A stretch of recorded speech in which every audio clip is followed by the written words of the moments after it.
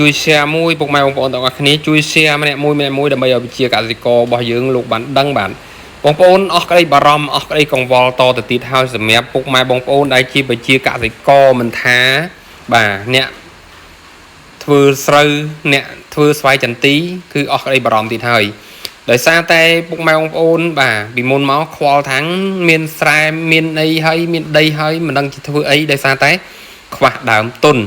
ខ្វះជីខ្វះថ្នាំខ្វះគ្រាប់ពូជជាដើមឥឡូវពេលនេះពុកម៉ែបងប្អូនអស់ក្តីបារម្ភទៀតហើយដោយក្រុមហ៊ុនបាទផ្ដល់ជីផ្ដល់ថ្នាំផ្ដល់ពូជស្រូវផ្ដល់ពូជចន្ទីជូនពុកម៉ែបងប្អូនទាំងអស់គ្នាមិនបាច់បារម្ភទេឲ្យតែពុកម៉ែបងប្អូនមានដីហើយចង់ធ្វើក្រុមហ៊ុនផ្ដល់ជូនបងប្អូនបាទពេញមួយរដូវតែម្ដងហើយបងប្អូនអាចមានពីរជម្រើសសម្រាប់ធ្វើកុងត្រាជាមួយក្រុមហ៊ុនក៏បានឬក៏បងប្អូនបាទលក់ជាទីផ្សារសេរីក៏បានសម្រាប់ពុកម៉ែបងប្អូនដែលបាទធ្វើកុងត្រាជាមួយក្រុមហ៊ុនគឺក្រុមហ៊ុនប្រមូលទទួលទិញវិញក្រោមតម្លៃទីផ្សារ2លេខតូចបងប្អូន2លេខតូចណាឧទាហរណ៍ថា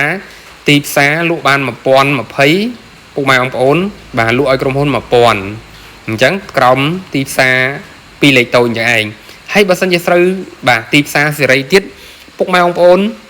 បាទអានឹងមានឱកាសចំណេញក៏ថាមានឱកាសខាតក៏ថាបានអញ្ចឹងបើសិនជាកុងត្រាពុកម៉ែបងប្អូនអស់បារម្ភអត់មានកង្វល់ទេគឺបងប្អូនប្រឹងតែធ្វើប្រឹងតែថែប្រឹងតែមើលបាទជីដាក់ថ្នាំបាទឲ្យតាមស្តង់ដារដែលក្រុមហ៊ុនបានកំណត់ជូនគឺពុកម៉ែបងប្អូនដឹងតែចំណេញតែម្ដងដឹងតែចំណេញតែម្ដងទោះបីតម្លៃទីផ្សារធ្លាក់តម្លៃទីផ្សារទាបយ៉ាងណាក៏ដោយ